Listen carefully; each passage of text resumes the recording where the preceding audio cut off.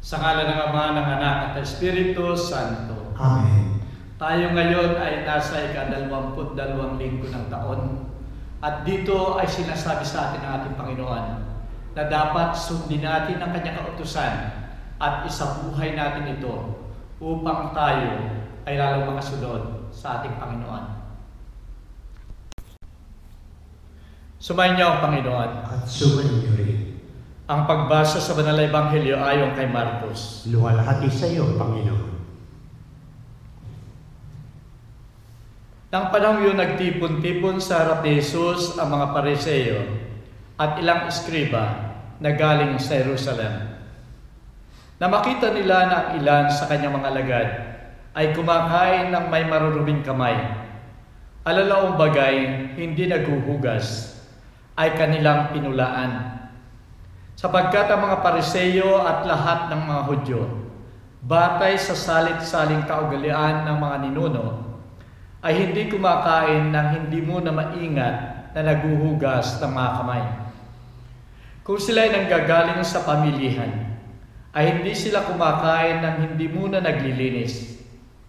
Marami pang ibang mga bagay na ginaganap nila sa pagsunod sa mga salit-saling kaugalian, gaya ng paghuhugas ng mga inuman, ng mga saro, at mga pinggang tanso.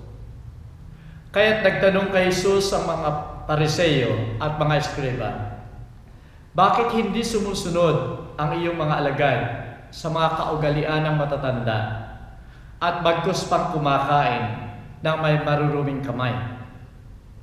Sinagot sila, tumpak ang inihula sa inyo ni Propeta Isaias, mga mapagbalat kayo.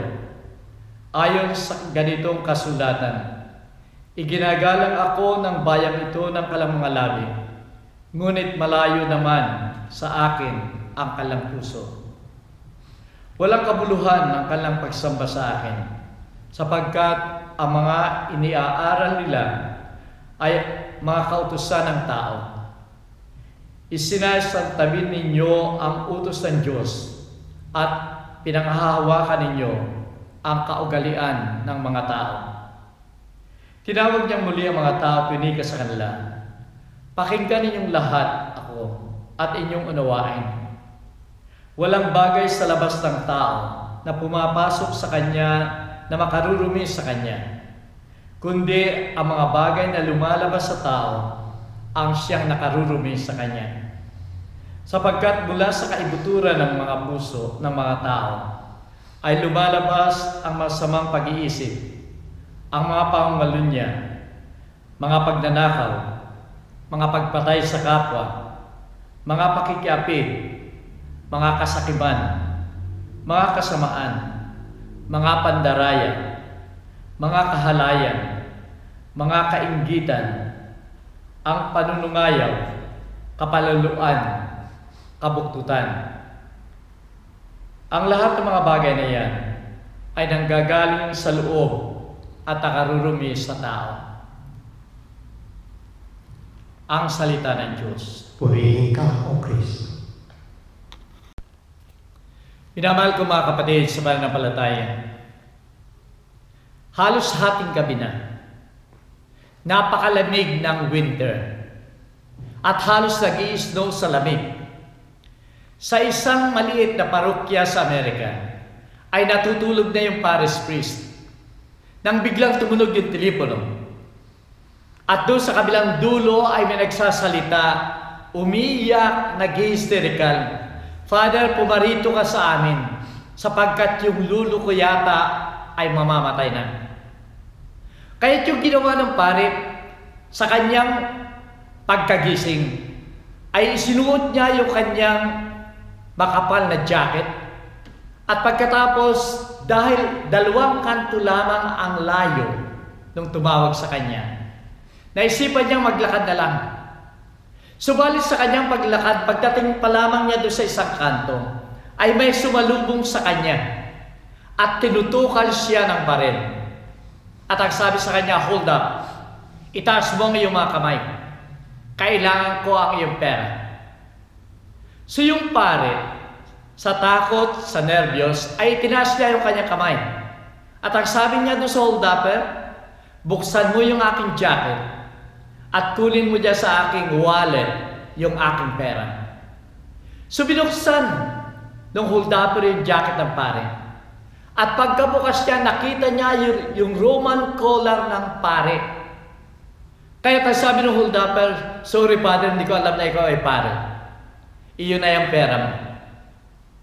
Dahil nahimasmasan yung pare at malamig, alam niyang nangangatal sa lamig yung hold-upper, nag-offer siya ng sigarilyo doon sa hold-upper. Pero ang sabi ng hold-upper, Father, sorry, hindi ko matatanggap yan.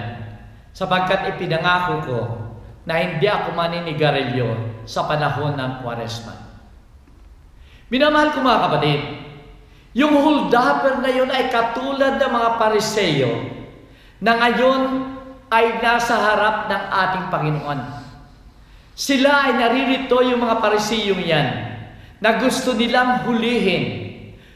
Gusto nilang ang ating Panginoon ay debatihin tungkol sa batas ng Diyos. Yung hold-upper na ito ay katulad ng mga Pariseo sa banal na ebanghelyo ngayon na nakikipag-usap sa ating Panginoon. Itong hold-upper na ito, sa kanya, pwede siyang mang-hold up, pero siya ay nag-aayuno ng hindi paninigarilyo sa panahon ng Kwaresma. Kaya makikita natin, parang hindi bagay, parang taliwas yung dalawang ginagawa ng hold-upper na ito. At yung mga Pariseo ganito rin, sapagkat ang mga Pariseo ay iba yung kanilang ginagawa at iba yung kanilang paniniwala. Sino ba itong mga Pariseo na ito? Itong mga Pariseo ito ay yung mga educated, yung mga nag-aral. At kalimitan ng kanilang pinag-aralan ay yung Biblia.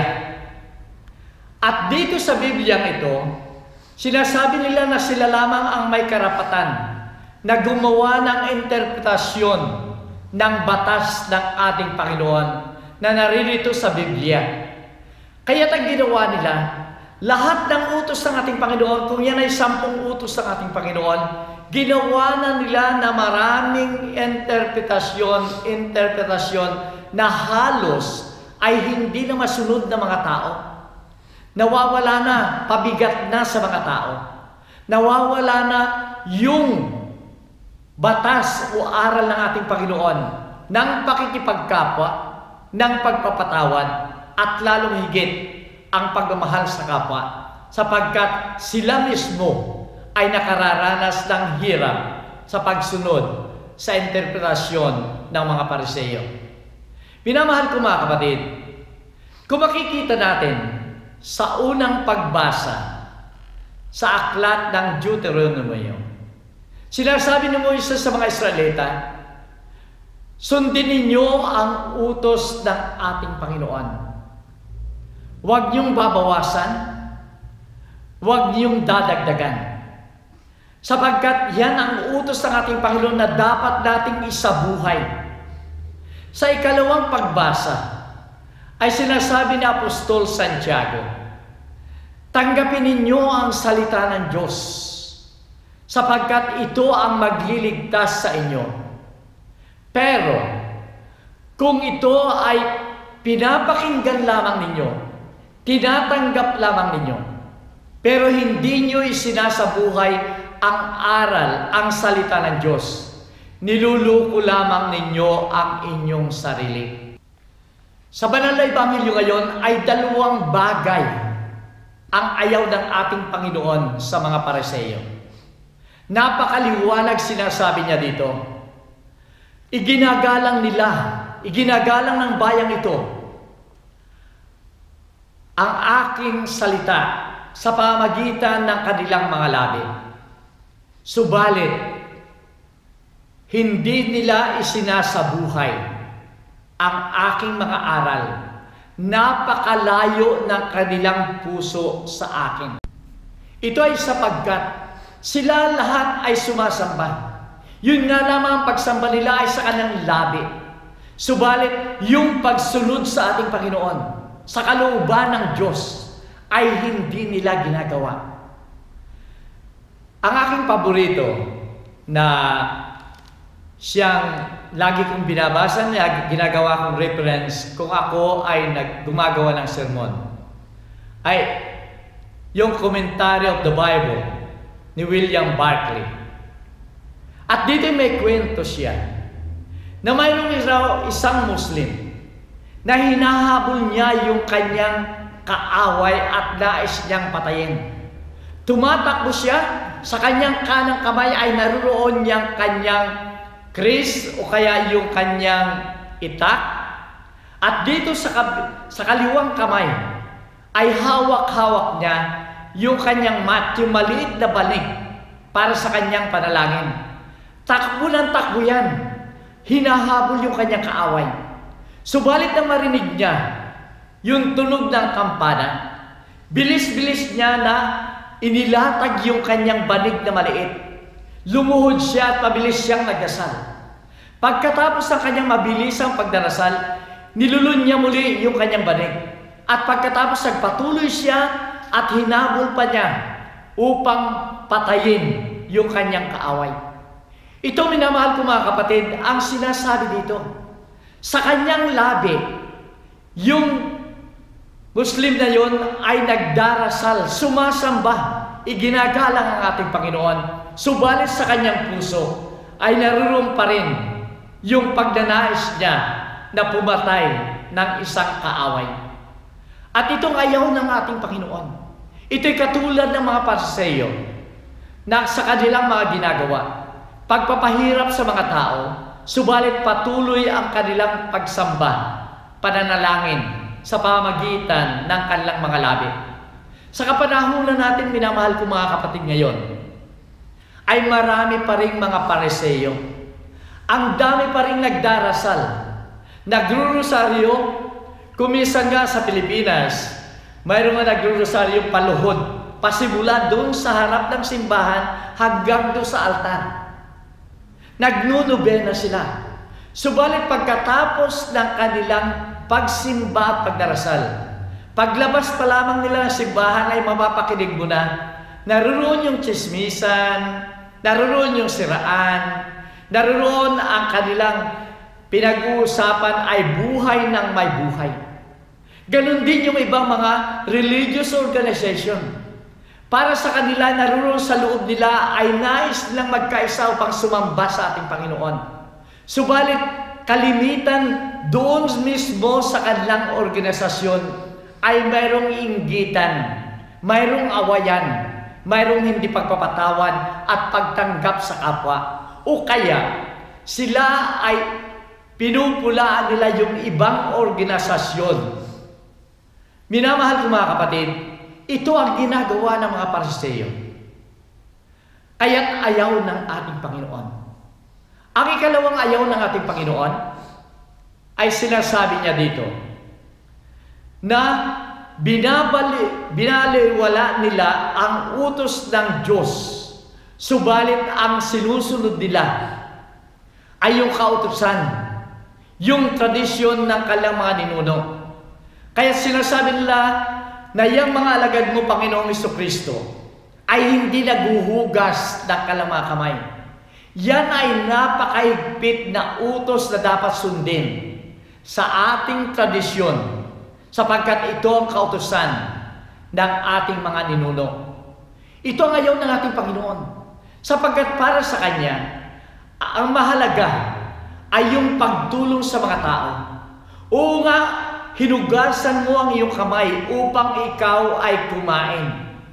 Pero nagawa mo ba na yung mga tao sa paligid mo na naghihirap at walang makain, tinanong mo man lamang ba sila, kumain ka na ba? Mayroon ka bang pagkain? Mayroon ka bang inumin? Mayroon ka bang pangailangan? Ikaw ba'y nagugutom? Minamahal ko mga kapatid, ang nais ng ating Panginoon ay unahin natin yung pagtulong, paglilingkod, at yung compassion, awa sa ating kapwa bago natin sundin yung kautusan ng mga ninuno na yan. Sapagkat doon sa pagtulong sa kapwa, yun ang utos ng ating Panginoon. Dala ng kanyang pagmamahal sa lahat ng mga taong nangangailangan. Ang nais ng ating Panginoon ay yung personal na relasyon sa Kanya upang yung kanyang mga aral ay gaya natin, matularan natin, at may sa buhay natin. Sapagkat kung minsan, lalong-lalo na sa araw ng linggo, kung tatanungin ko kayo ngayon, kayo ba ay nagsisimba kung linggo? Bakit? Dahil masasabi ninyo, sapagkat ito ang utos ng simbahan. Ito ang Sunday obligation na dapat ikaw ay pumunta sa simbahan upang magsimba. Minamahal ko mga kapatid, kung yun lamang ang ating reason ng pagpunta sa simbahan, ito ay napakababaw. Ang ibig sabihin kung obligasyon mo lamang na pumunta sa simbahan kung linggo, pupunta ka nga lang doon. Pwede mo nang kausapin yung lahat ng mga tao doon. Kahit hindi ka na makipagbati sa ating Panginoon o manalangin sa ating Panginoon sa tabernakulo, ay hindi mo ginagawa. O kaya yun na ang panghuli mong ginagawa. Nagawa mo ng batiin ng lahat ng tao sa loob ng simbahan. Subalit, huli na ang ating Panginoon. Minamahal ko mga kapatid, ang nais ng ating Panginoon ay yung tunay na relasyon sa Kanya. Na dapat hindi lamang doon sa pag-obligasyon. Dahil kung obligasyon ay nakikigaya na lang tayo sa ibang tao. Ito'y utos ng tao, ito'y utos ng simbahan. Totoo nga na dapat ating gawin. Subalit hindi lamang natatapos doon sa utos ng simbahan, kundi dapat ito ay isabuhay natin sa pamagitan ng ating tunay na relasyon sa ating Panginoon. Kung ito'y obligasyon lamang, ito yung mga tao na kung minsan papasok ng simbahan, sasama sa misa yan, kung tatayo yung mga tao, tatayo rin yan. Kung uupo yung mga tao, uupo na lang yan. Kung minsan ay hindi nakikinig sa mga pagbasa o natutulog kung minsan sa mga sermon ng pare. Kung yan ay mamumunyon ng mga tao, pipila na rin yan at mamumunyon. Ito ay walang laman sa ating puso sapagkat malayo ang ating ginagawa sa tunay na pagsamba sa ating Panginoon. Ang nais ng ating Panginoon ay debosyon sa Kanya, na tayo ay pumunta sa simbahan upang makipag-ugnay sa Kanya ng personal, na ang ibig sabihin, tayo ay mananalangin sa Kanya. Pagkatapos sa misa, tayo ay nagsisikap na kumuha ng aral ng ating Panginoon para isabuhay natin. Sa mga pagbasa ay pakikinggan natin ng sa kaisipan at kalooban yung salita ng Diyos. At pagkatapos noon, pagtatanggapin natin siya upang makasama natin. At dito ay magpapasalamat din tayo sa Santa Misa. At pagkatapos, hihingi ng biyaya sa ating Panginoon. Ito ang tunay na debosyon sa ating Panginoon. Ito ang tunay na pakikipag-ugnay sa ating Panginoon. At ito ang nais niya. At ito ang wala sa mga Pariseo. Minamahal ko mga kapatid, sa banal na ebanghelyo ay napakaliwanag ang pananalita ng ating Panginoon na napakahalaga sa Kanya. Napakahalaga sa Kanya ang kalooban ng tao, ang puso ng tao. Sapagkat sa kalooban at puso ng tao, doon nagsisimula ang lahat ng kabutihan na maaari natin gawin. Subalit doon din nagsisimula ang kasamaan na maaari natin gawin. Sa banal na ebanghelyo ngayon, ang daming kasamaan na binanggit. At ito'y nagmumula sa kalooban ng tao. Kaya sana sa linggong ito, minamahal ko mga kapatid, kung ating kalooban, ang ating puso, ay punong-puno pa ng kasamang ito. Tanggalin natin, alisin natin, palitan natin ang kabutihan, sapagkat ang kabutihang ito ang magiging pundasyon at aral upang masundan natin ang ating Panginoon. Masundan natin ang kanyang aral ng paglilingkod sa ating kapwa, pagtanggap sa ating kapwa, na siyang dala ng aral ng pagmamahal ng ating Panginoon. Minamahal ko mga kapatid, para Sydney ay mayroon uli akong announcement pagkatapos ng blessing. Kaya bigyan niyo ng pansin. Sumayin niyo ang Panginoon. At sumainyo rin. Sa ating mga pagbasa sa Banal na Ebanghelyo, ay nagbibigay ang ating Panginoon ng susi ng ating kaligayahan, ng tunay na pagmamahal sa ating Panginoon. At ito'y magagawa natin kung tayo ay isa sa buhay natin ang aral niya, lalong-lalo na ang kanyang pagmamahal. At naway pagpalain kayo ng mga kapangyarihang Diyos, Ama, Anak, at Espiritu Santo. Amen. Humayon tayo kaya. Salamat sa Diyos.